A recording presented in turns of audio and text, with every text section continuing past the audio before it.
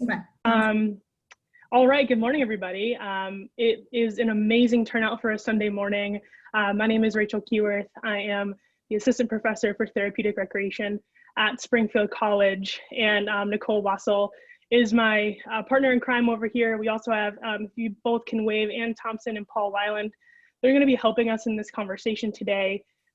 Before we really get into introducing them, Nicole and I wanted to take a very literal approach to seat at the table and have a conversation about inclusive recreation, adaptive recreation, and just to kind of front load how this was created on our end. As a recreational therapist, I really start my classes every year. I think at this point I've taught, over 400 students at the college in inclusive recreational services. And the first activity I do with them is I ask them to introduce themselves.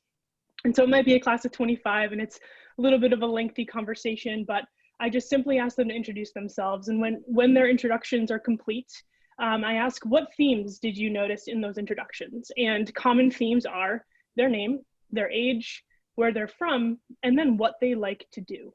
And that is where we start, because recreation and leisure time are so important and they're integral to who we are. But there are some people out there that just can't complete their introduction themselves because of barriers to recreation and experiences in their community and in like the greater just recreational field. And when we start with our introduction and we realize that there's holes, that's a problem. And I just wanted to really front load that information with all of you and say, I think a lot of us have the amazing ability to say what we like to do, how we can access it, where we can access it. But it's really up to us as educators and professionals to understand the barriers and the limitations and to help provide information, education, and access more appropriately. So with that, I'm going to pass it over to Nicole. I'm the assistant professor of adapted physical education on campus. And same thing, I spend a lot of time showing teachers and people who are aspiring to work with students on how to break down some of those attitudes barriers and thought barriers and start to want to create some of those recreational opportunities and look for and expand on our recreational opportunities. So really excited to have this conversation today. I'm going to pass over the mic to Ann first to let her introduce herself and talk a little bit about herself, and then we'll go to Paul. All right, hi, I'm Ann Thompson. Welcome this morning. I'm a little bit of background on myself. I had a spinal cord injury when I was 16 years old, and I was a high-level competitive athlete prior to that as a ski racer, and that's how I actually fell and broke my back and severed my spinal cord. I was introduced to wheelchair sports immediately after my injury while I was in rehab. And I jumped at the opportunity to be back in sports and at a high level.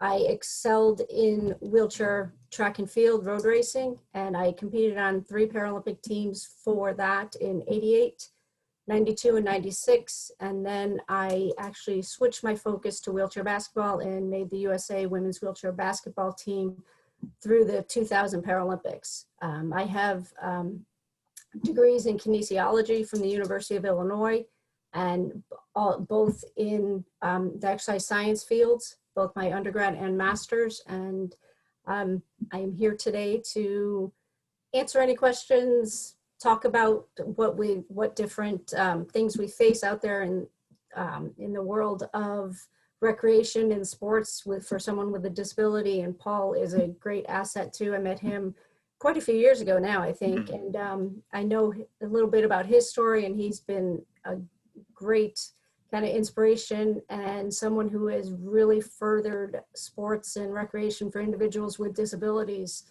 in this area, as well as I know he did when he was out in the Midwest as well. So Paul, you can take it next. Well, thank you for that wonderful introduction, Ann. And just so you know, Ann is modest. Not only is she a fantastic athlete, but as you can tell just from her ability to give me that introduction, she's a great ambassador of adaptive sports and recreation. So, but a little bit about myself. I'm licensed K-12 PE, 512 Health, and I have my adaptive physical education license.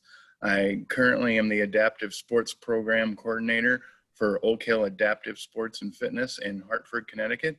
We are a sports, fitness, and community center open to the public, but especially designed to work with individuals with special needs, active older adults, and veterans. So think YMCA, but ADA comfortable, not just ADA compliant. And then me personally, I played wheelchair basketball at the college level, and I've coached at the high school, college, and Paralympic level. I grew up in a small town in South Dakota, and I was the only person in my area with a physical disability.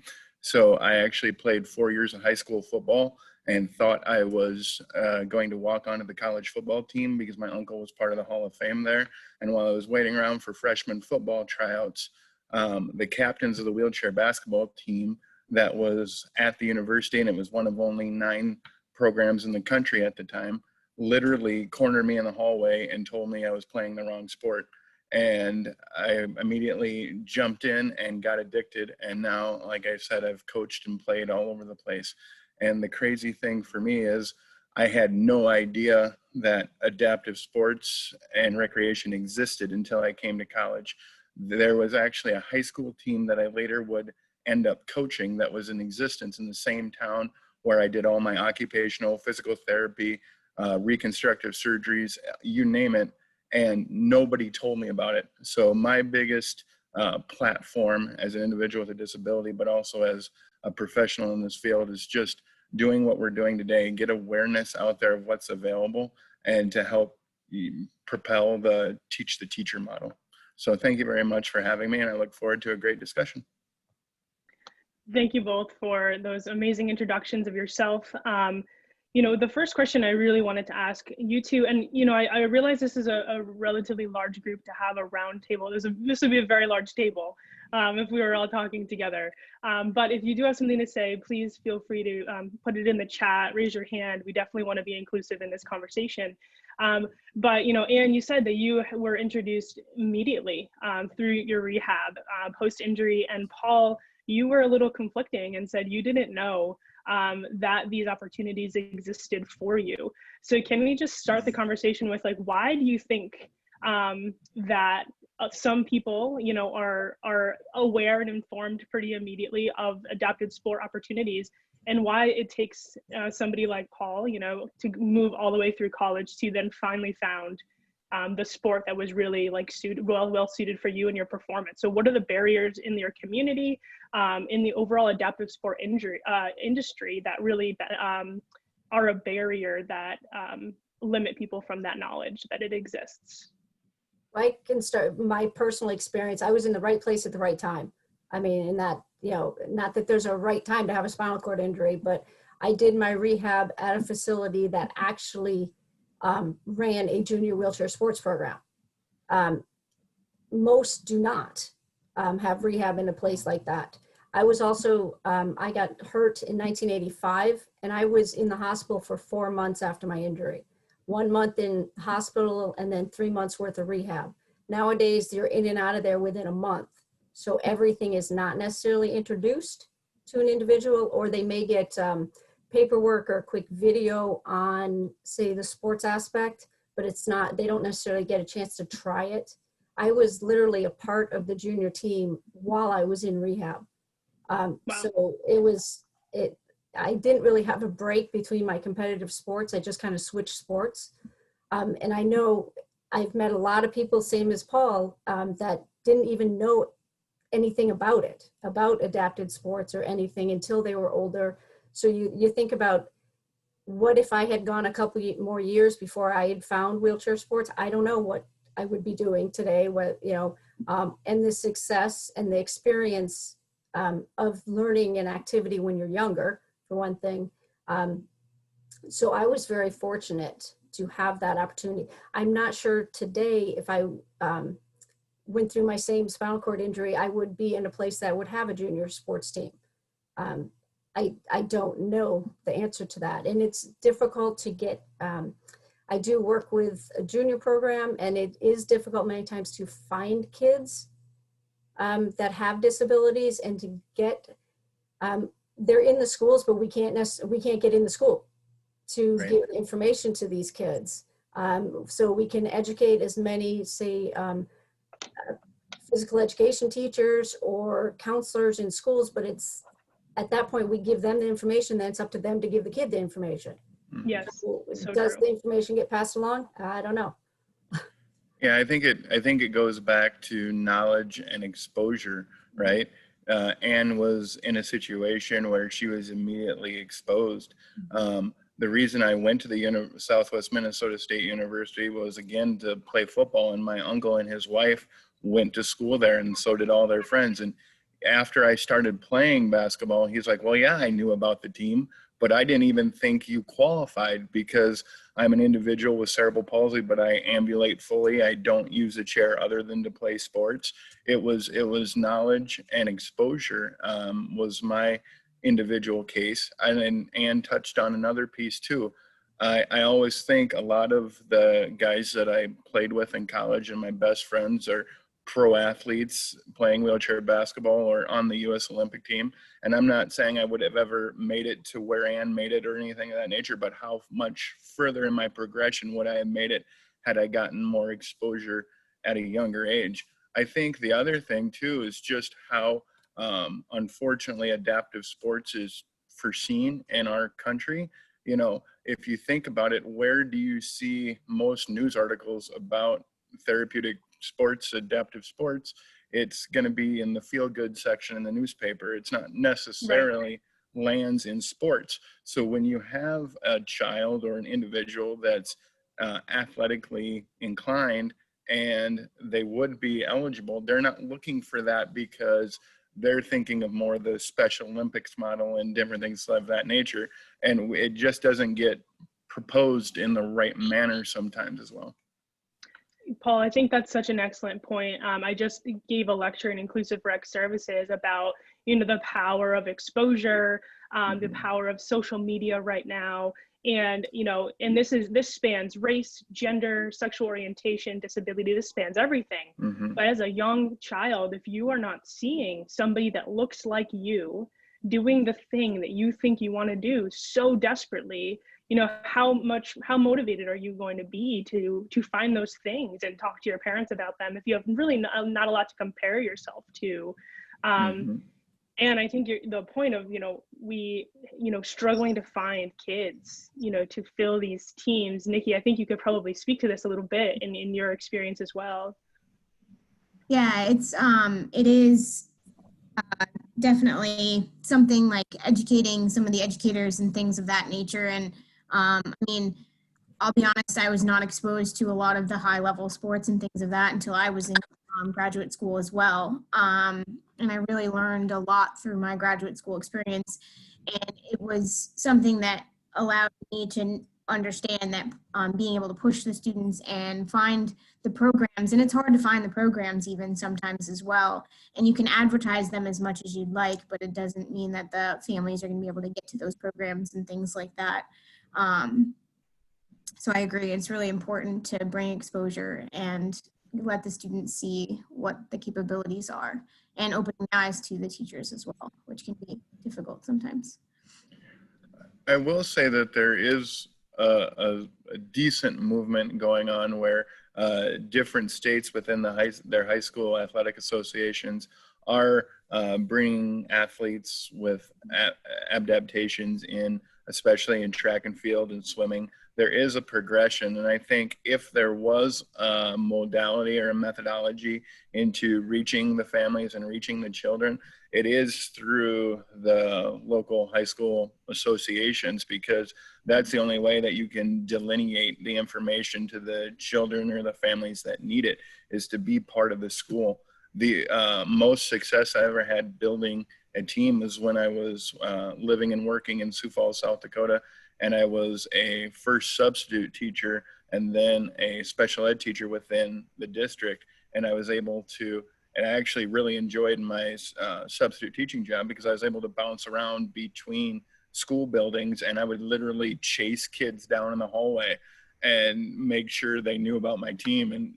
But you want to talk about a grassroots approach. not everybody's going to have that opportunity. So if we don't figure out a way to kind of use the trickle down theory of working from the state levels down, I'm not quite sure how you do it other than what we've already spoke of the teach the teacher model, and get the word out to professionals of knowing what to look for and then who it's appropriate for, and then pushing them to push the individual to participate.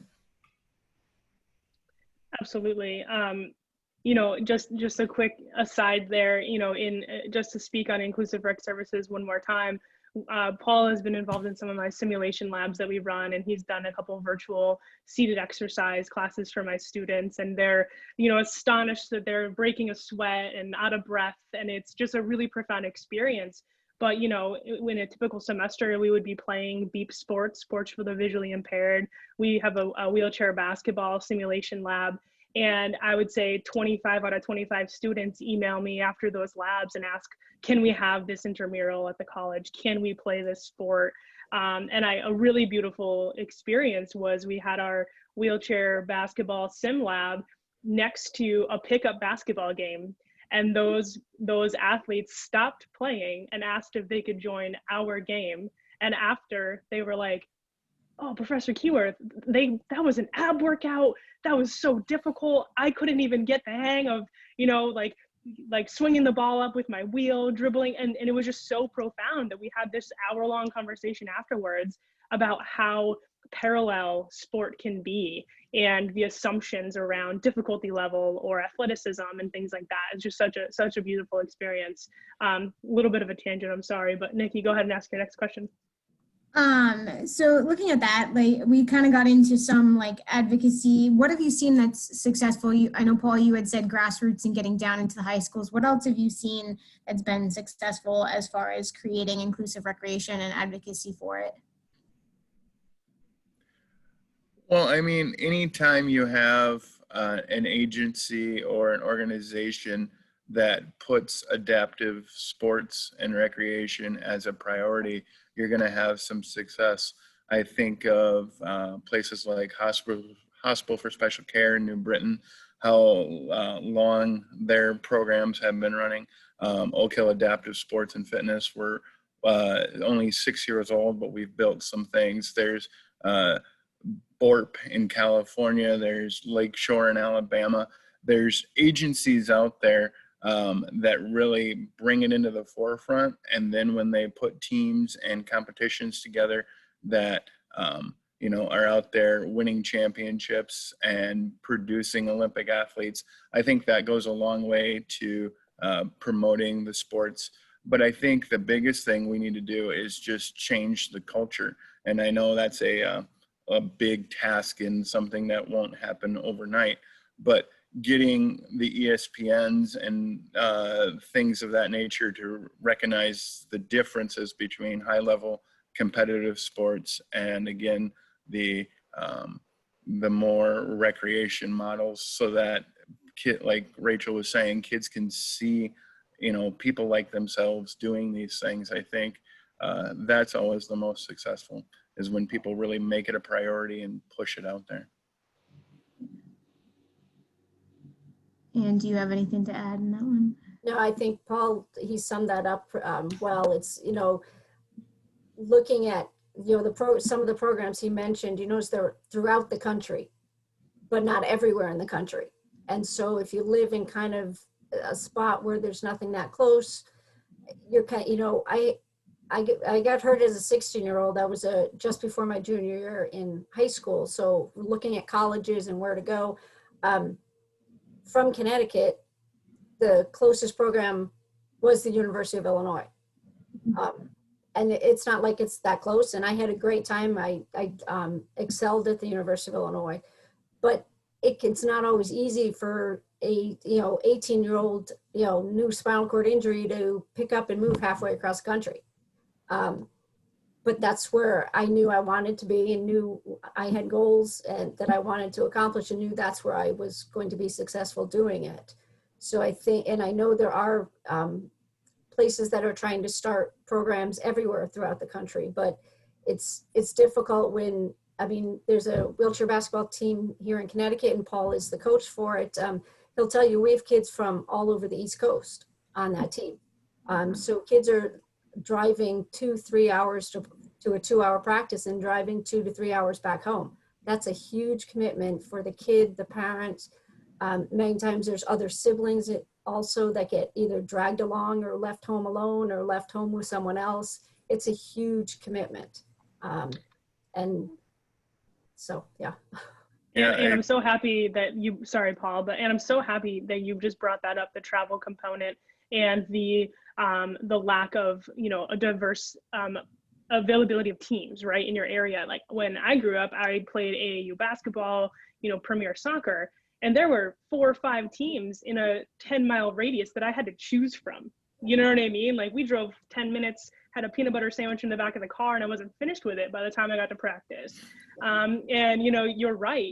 There's maybe one team in a state, and we are talking about some barriers before, but to build off of Anne's travel component, what are other barriers to access beyond knowledge, beyond transportation that we're not talking about yet right now that are limiting factors to sustainable adaptive sports programs? Well, and this one's not going to come as a shocker, but the biggest one is cost. Everything costs. Yes. You just talked about travel. You traveled 10 minutes and ate a peanut butter sandwich. We got kids that have to travel 2, 3, 4 hours, just the gas and mileage alone. I had a kid in my high school program in South Dakota that drove 6 hours one way to practice twice a week when he moved just to the other end of the state during his senior year. So travel cost, but then that's a drop in the bucket in comparison to equipment costs. When somebody goes, and I hate that I'm always going back to basketball, but that is my strong suit. But when someone goes and plays a pickup game of able-bodied basketball, all you need is a basketball and a pair of shoes, and you don't even need a good pair of shoes, right? Well, we need a chair, a pump, a toolkit, everything else. So then you have to have a bigger vehicle to hold it all. And by the way, if you want a very high performance top end chair that can get you to where you want to go at the highest level, you're talking $5,000 to $7,000 just in equipment costs for the chair alone. And that doesn't equate to what happens if you pop a tire. So, I mean, those are just simple things right off the top of the head that are costs. Then you're looking at hotel rooms and everything else when you try to compete anywhere. And then to Anne's point of all the teams being in an AAU model and regional, in college, when I was coaching at the college level, our closest competition was 8 hours away. So if we had to turn around because of bad weather or a game got canceled while we're in transit, we never got to make those games up because just renting the bus and driving halfway there ate my budget. And so it's just, cost is another huge, huge barrier. I agree. That's what I was going to say too, the cost, the equipment cost. You can't just go to the, store and get a wheelchair. Or, right. You can't just go get a chair to be successful in a sports wheelchair. Yeah. Exactly. Agreed. Right. Nikki, back to you for another question. I have one, but I think it needs to happen a little later in the conversation. Yeah. So how do you think, like talking about barriers and cost, and how do you think that what would be a good way of beginning to kind of help with that barrier? Like I know, for instance, like CHD has chairs that they use, and Paul, I think you have chairs that you have for the students. Like if they come to your program, they can use those chairs. How can we help like other regular recreation or even like NCAA college levels to be maybe purchasing some of these items and make it work? Like how would you want to pitch the ability to purchase these types of items so that they become available so that sports can happen? And I know obviously the best way would be to have a student particularly fitted, but if we didn't have that option, how would you go about advocating for that? Anne, do you want to take this one and then I'll piggyback? Sure. There are organizations that will, foundations that actually raise money for individuals with disabilities to get sports equipment. Challenge Athletes Foundation Athletes, individual athletes can put a grant in to get equipment, which can be a little tricky if you're new to a sport and you're like not sure you really want to play basketball, or do you want to do wheelchair racing, or do you want to do hand cycling? You can't get a $5,000 wheelchair, basketball wheelchair, and then, you know, an $8,000 hand cycle and, you know, a $5,000 racing chair and decide what you want to do. You kind of have to, I mean, so I think a lot of organizations, for instance, Hospital for Special Care, Paul's program, you know, the Ryan Martin, he runs is the one of the sponsors of the wheelchair basketball teams. They do have equipment that you can try out, but there's no guarantee they're going to have an equipment that is specifically for your size. So you may have to kind of make do and kind of try things out. But as I say, there are organizations out there that do supply grants for equipment. It's just not, the program grants are different than individual grants. So, and that makes it a little trickier when a program wants to buy, say, 5 chairs for wheelchair basketball. I'm not sure where all that money comes from. There is one other organization, Move United, which used to be Disabled Sports USA. They've partnered with the Hartford, and they've put together some larger team grants, and that's actually how we got our last installment of just program chairs, good quality chairs that are adjustable and can fit most people. But I think long-term solution, there is a movement out there, and I forget the hashtag that goes with it, but there is a movement to try to get the medical community to understand that adaptive sports equipment should be covered by insurance, because we need it to stay active, to stay healthy, to stay vibrant in our community. And as of now, when an individual needs equipment, the insurance company's tagline sometimes is, I only need to worry about what you need to move comfortably throughout your house. Long-term solution is to get the medical community, and then proactively the insurance community, so to speak, to understand that these things need to be covered through insurance. So at least once every 2 years or 4 years, whatever it may be, they can upgrade to the equipment they need at the time. Agreed. I'm gonna, Rachel, while you ask your next question, I had a question over here surrounding equipment itself. So I'm gonna quickly share my screen while you're talking so that people can actually see what the differences are between some of the chairs, so we can see what they're talking about, because many are not familiar. So while you go ahead and ask your next question, I'm gonna go ahead and share my screen and show pictures of some of those chairs. Sure. This, actually, sorry, this is a racing chair. This is what they're talking about for track and field. I believe, are the wheels different if you're doing like a marathon versus sprinting? No? All the same. So that's a track chair. This is a basketball chair, and it's set up differently depending on what position you're playing. Over here is, this is rugby. So if you see the cages in front, that's defense. If there's no cage in front, that's an offensive chair. So it also depends, your chair is different. Can you remove the cage piece to be able to use the rugby chair as offense or defense, or no? I think there might be a model that allows that, but generally speaking, they're solid frames because of the pure abuse that they take. Yeah. And then this is examples, I apologize for interrupting. This is examples of a tennis chair and kind of what the tennis chairs look like. So depending on the sport, it's similar to all of us who play a variety of sports, and we have different shoes depending on what we're using for shoes. They have different chairs depending on the different types of sports. If that helps people to kind of get a better understanding of what's being talked about. Great, thanks, Nikki. I think that was an important thing to share with the group. We do have another really good question, sorry. How do we get this to be less of an afterthought, but more incorporated into decision-making? And are there insurance companies that are committed to making this a priority? I don't have an answer for that. Yeah, I mean, I guess the Hartford is technically an insurance company, and they've definitely put some money where their mouth is. But again, that's just in grant form. It's not an overall policy change. So I don't have a good answer for it either.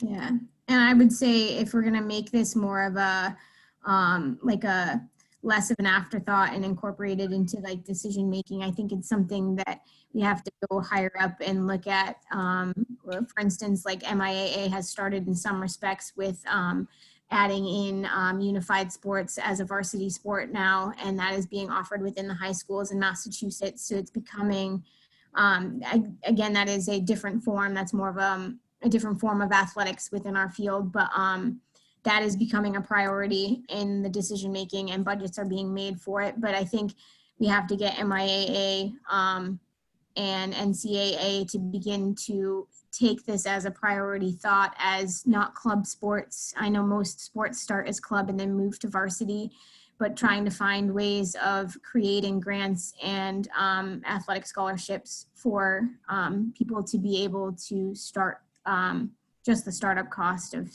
sports like this. Then being able to recruit and things like that for that.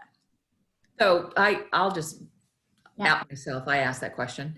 I think that this is probably the best time to do it, right? When you think about the NCAA and all the challenges that they're facing as they recreate themselves at this, again, very tumultuous time, this might be a time to bring that conversation up. I go to the NCAA conference every year, and they have Special Olympics there as a part of their program, but it still seems like it's, I don't know if it's an afterthought, but it doesn't have the priority. And so I do think this might be the time to think about that. And also the consumer power of insurance companies. We have a wonderful Asherman ability field here, but it's just a beginning. I mean, what else should we be doing? Who else should we be partnering with in terms of as a consumer of insurance? So that's all I'm going to say. I'm going to take this into another conversation with some other folks, because I think you rarely understand how much power you have as a consumer. Very, very good point. Thank you for sharing that. Before you keep going, Rachel, we have a bunch of really great questions coming up in the chat. So I'm going to keep. Yeah, this is great.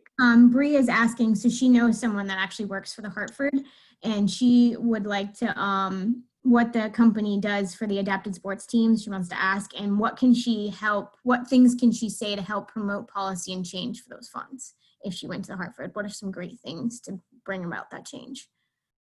Wow, that's a loaded question.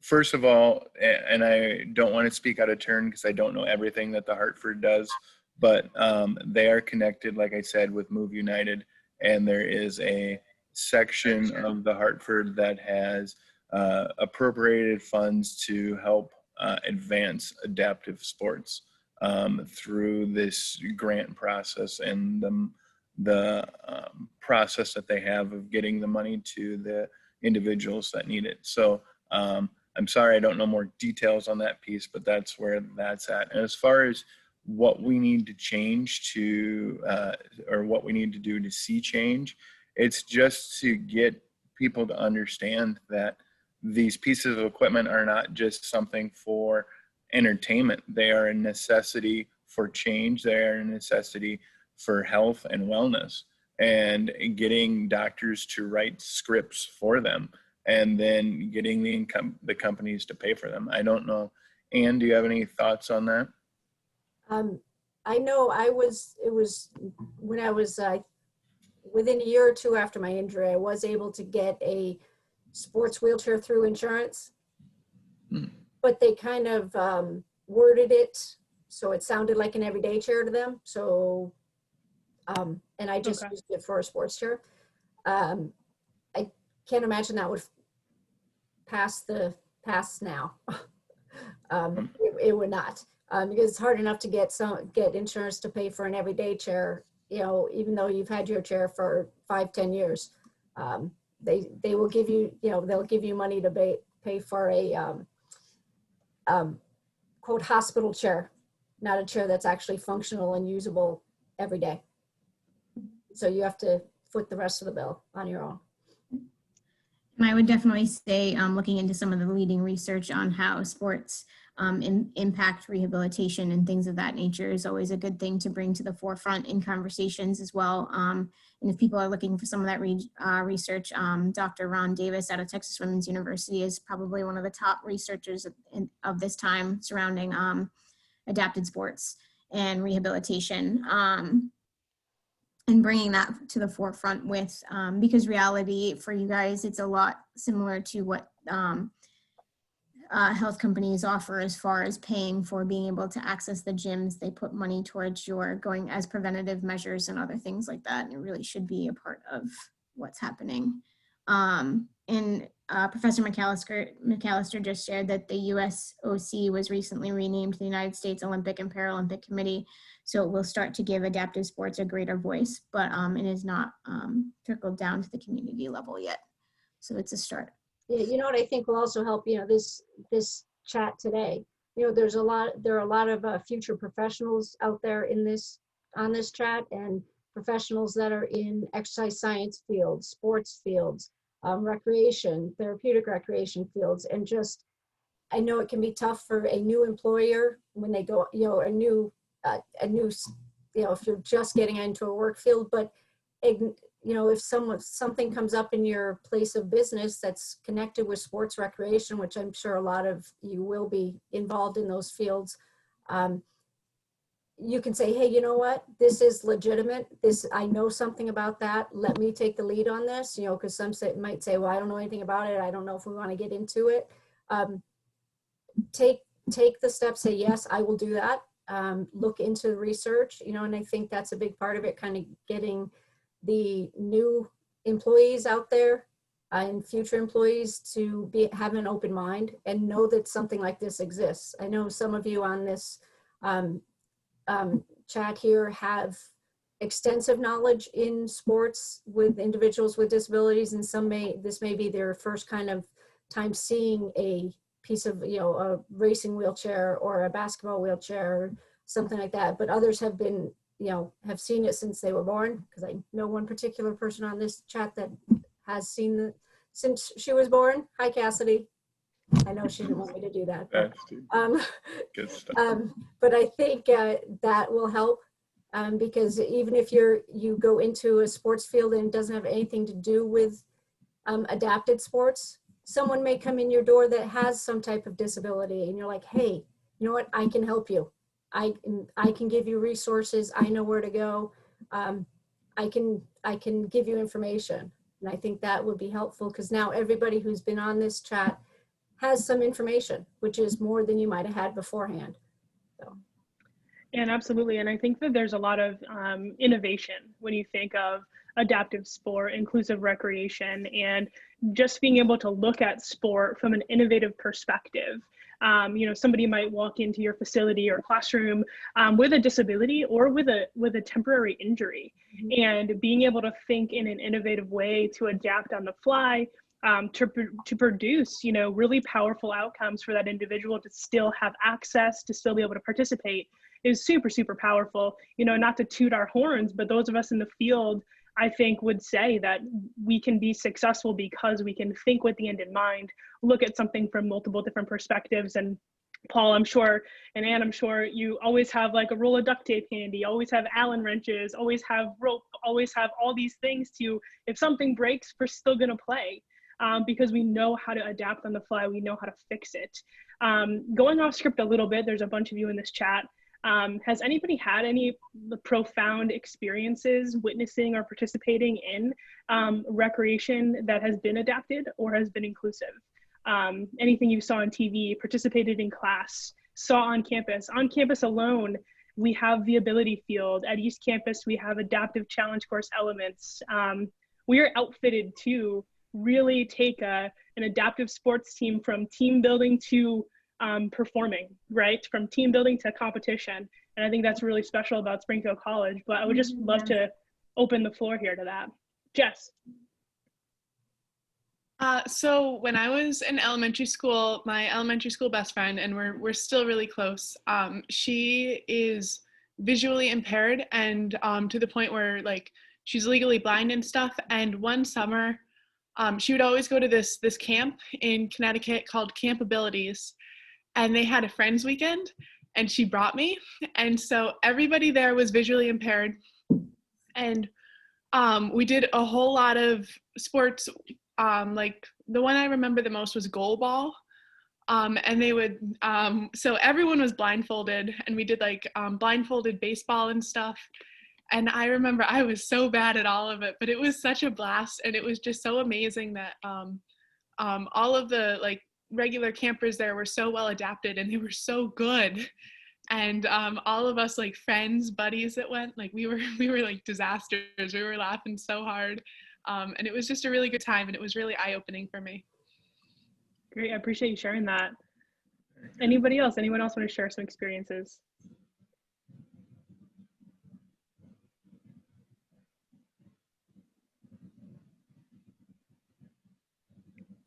We have somebody that said, I was a part of my high school unified sports team, and it was one of the most impactful experiences of my life. I think that was William Evans. So thank you. Yeah, unified sports. That's awesome. Great. Well, I appreciate you sharing, and just thinking about it, you know, just kind of thinking about your experiences, what you've witnessed, and how it might have impacted your career choice, your educational choices. I think that's a really important thing to reflect on. This, Dr. Mack, do you have something to say? I wanted to make sure everybody heard about the great event you ran for our Youth in Motion program a couple of years ago, when we were hosting high school students on campus, and we were in the field house, and we ran a number of, you did, you ran the goal ball, and Nikki, you were a part of this as well, and making sure that students who had never seen adaptive sports in any form whatsoever in the high schools were truly impressed with the activities, number one, and the importance of recreation and sport for adaptive, or for those with different abilities. Awesome, thank you. And one thing I was going to say that many of you on this call that are at Springfield College don't know, we do have the ability to run beep baseball, and we do have the ability to do go ball, as well as currently we have the ability to field 3 small wheelchair basketball teams if we needed, because we have approximately 15 sports chairs on campus. So the ability to begin running those things and getting students involved is there. Absolutely, and just another plug about East Campus. East Campus is where I got my start as an adaptive professional, working with the Massachusetts Commission for the Blind out on the Challenge course. And then as a grad student, being part of the accessibility project out there, we're able to have external programs and whole middle school classes come out and have individuals of all different ability levels out in the woods doing team building and low challenge course elements in an inclusive environment where, you know, it's just such a beautiful equalizer. You know, recreation can be such a beautiful equalizer. And I think the college is well on its way to being, you know, really well equipped to having these really great and robust events for individuals with disabilities and without disabilities to just participate together. And I think it's a big reason why I work for the college, right? I think we're very progressive in that way. But speaking to Dr. McAllister's comment about the USOC, you know, Anne, Paul, and whoever wants to respond here, do you see anything that's happening right now in our world, in the environment, that is helping build momentum to bring this conversation past this conversation, to make it more normalized and something that we can talk about every day? Is there just a thing that is propelling it forward? And if so, what is that, or what can it be? I think one of the things that's propelling it forward is just the level of athletes we have and the success we're having, especially in terms of the USOC. I'm not sure if any of you are aware of this, but in the last Olympics, it was the first time that all 4 men's and women's basketball teams received gold medals. So the women's wheelchair basketball team, the women's USA basketball team, the men's USA basketball team, and the men's wheelchair basketball team all received gold medals. I think when you look at, and from a track standpoint, an athlete like Tatiana McFadden, who was just put on the front cover of, I think it was Women's Run magazine. Anne, am I right on that? I think that's what that was. Yeah. Oh, go ahead. I'm sorry. Oh, that was it. Okay, I was right. All right, cool. But we're just, because of the quality of athlete that we're producing and then the exposure they're getting, and then we are doing a really good job in certain instances of partnering with strong partners. The National Wheelchair Basketball Association, for example, has a great partnership with Toyota that's really giving us some good exposure, and I think it's moving it in the right direction. But again, until we change how it's perceived and until we really break into that ESPN culture and be part of the high school world at large, it's just going to take time and time and time, because you know, we talked earlier that most sports start out as a club sport before they become a varsity sport. The problem and why the NCAA doesn't fully recognize this is because, quite frankly, we don't have the minimal number of competitive programs throughout the country to meet their baseline requirements. So either we need to get them in the idea of an IEP model to lower that number for us to be able to start something, or we need to find a more grassroots approach to get enough programs out there to meet that model. And but to answer your question, I went off on a tangent, I apologize, but I think the movement has been increased just by the quality of athlete and how much we've connected with the partners we do have. Well, I have a question for you. With the NCAA and the clubs who are playing, is there any ruling where you can have, because I know at the actual like competitive levels, they aren't allowing it, but are they at all like allowing ruling for right now in any of those sports where you could have like one or two able-bodied people to hop in the chair to help with creating and making teams larger and to get So actually, for the last 2 years and moving forward until it changes, an emerging team, a brand new team that's 2 years in existence or younger, can have up to 2 able-bodied athletes competing, and that's under the emergence tab of, and that's just within wheelchair basketball. I don't know about other sports right now, but that's what we're doing to try to facilitate that. And then there's also a pilot program out there for the women's division of the National Wheelchair Basketball Association to help bolster numbers, where we're allowing as many able-bodied women into the sport as necessary. But there is a classification system, so you don't have too many of them on the floor at one time. Okay, that's good to know.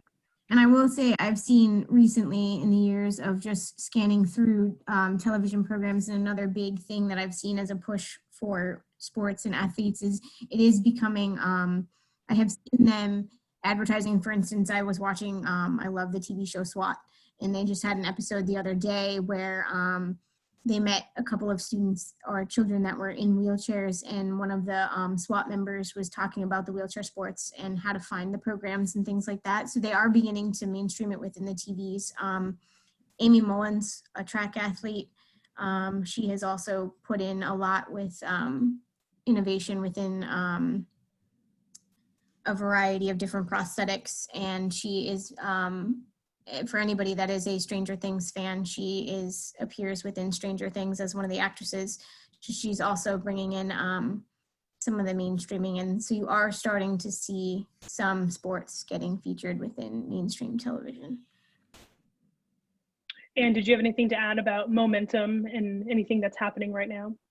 Well, I missed I pretty much missed all of what Paul said because my internet disappeared. I'm now on my phone. I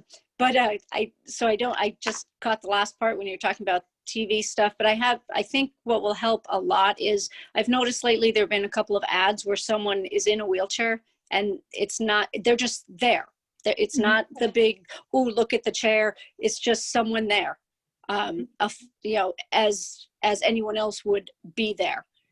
Just one of the crowd or one of the people, and and I think that's can help as more exposure as far as like if someone is in a who happens to use wheelchair is in a TV show, but their character, it's not about the chair, it's not about the disability, it's just about the person, and they just so happen to be in a chair.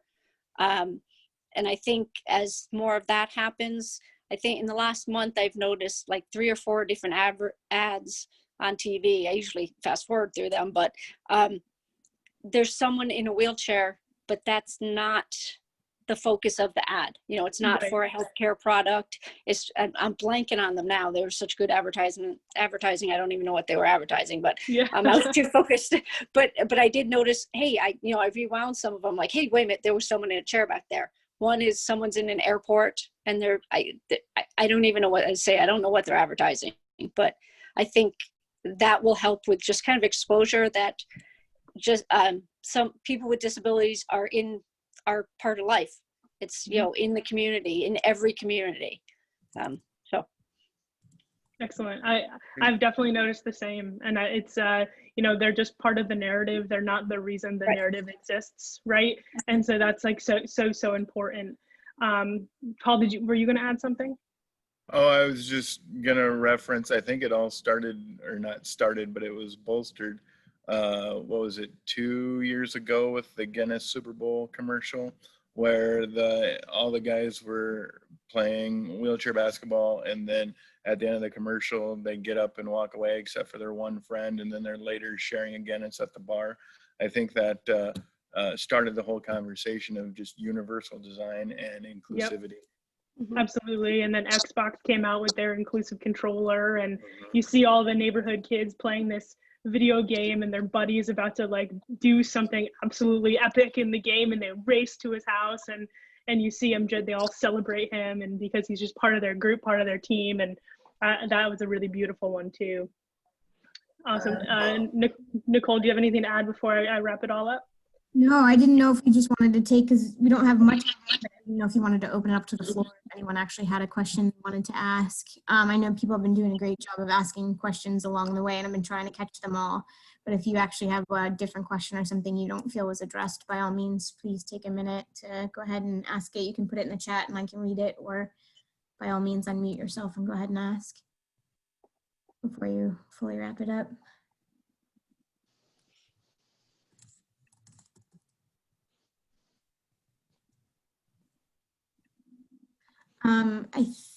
Okay, so this is a great question.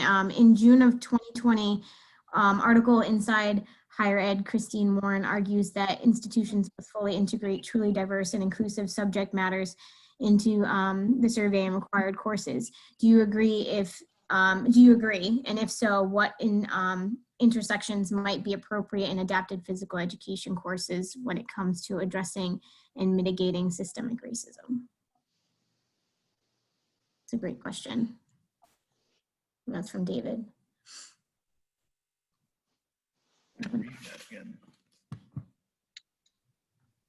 Can you read it again, Nikki? Sure. Just the question part. Yep.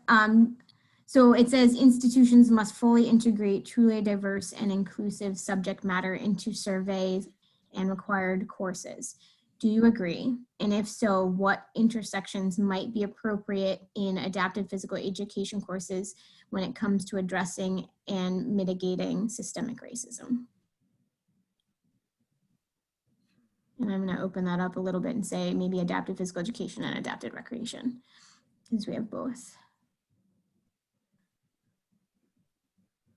Give a minute for people to think. Well, I think anytime you introduce any type of adaptive recreation, it can become immediately inclusive, and it can open itself up to all kinds of great conversations and just connections made with people. It's often been said that the chair is the world's greatest equalizer, and that anytime someone takes the opportunity to play adaptive sport in a chair, or to put on a blindfold or goggles and play a visually impaired sport, you're automatically walking a mile in someone's shoes. So those are the types of things that I think would be good for schools to implement. I also think, for lack of a better term, field trip opportunities where someone like Anne or some other competitive athlete comes in and shares their story and puts everything out there in the forefront and is willing to answer questions and just open up lines of communication. I think those types of programs, and it's not just adaptive athletes, individuals with visual impairments, we could open up to every subsector. You know, simply put, we need to start conversations. And I think any methodology to do that is a good way to start. Paul, I couldn't agree more. You know, you said walk a mile in someone else's shoes. Well, you have to wear them first, right? Mm-hmm. You have to wear someone else's shoes before you can walk a mile in them. And I think experiential education, service learning opportunities, some of the, you know, foundational concepts that we really pride ourselves on at the college are doing that. You know, by having simulation labs where I'm blindfolding 50 students a year in one of my classes and we're doing deep sports and they think I'm nuts. But at the end, they understand because there's a reason, you know, there's a reason behind it. You know, students are sitting in chairs, students are painting with adaptive paintbrushes and, you know, holding the paintbrush in their mouth for, you know, 20 minutes at a time. And it's powerful. But I think a really great modality is that experiential, hands-on, high contact experiences that put you in someone's shoes, just like you're saying. And I'm loving the fact of like adding in and having that experience I've had, because I'm providing similar things within my field as well. And I provide a lot of different information. And it's been amazing to have those students that have had those experiences coming back and asking to use and borrow the equipment within the school system so they can bring it to their students that they're teaching, or asking to use the equipment around the school to bring more awareness to the students on campus as well. It's an amazing thing to see. Great. Well, we're about out of time, and you know, I would kind of fail if I didn't give you some parting motivation here. It is in my nature. You know, I started this conversation, you know, highlighting the importance of acknowledging everybody's individual, you know, introduction of who they are, what they like to do, where they're from. And I just want to empower everybody in this talk that you all have the tools, the knowledge, and the resources to help somebody discover those leisure time interests, how to access them. And all the four of us are now resources for you. If you have questions, we can provide those to you. But just having things you love to do and having access to them is such a privilege, and a privilege that everyone should be able to experience. And I do think this conversation, like Anne said, is a great start to that, but it's not over. And so I empower you to be advocates of inclusive recreational opportunities and adaptive recreation opportunities. And I just really appreciate you all taking some time out of your Sunday to join the conversation. And I hope you learned a little bit about what we do today. So it's been an honor. And Paul and Anne, I can't thank you enough for giving us your time.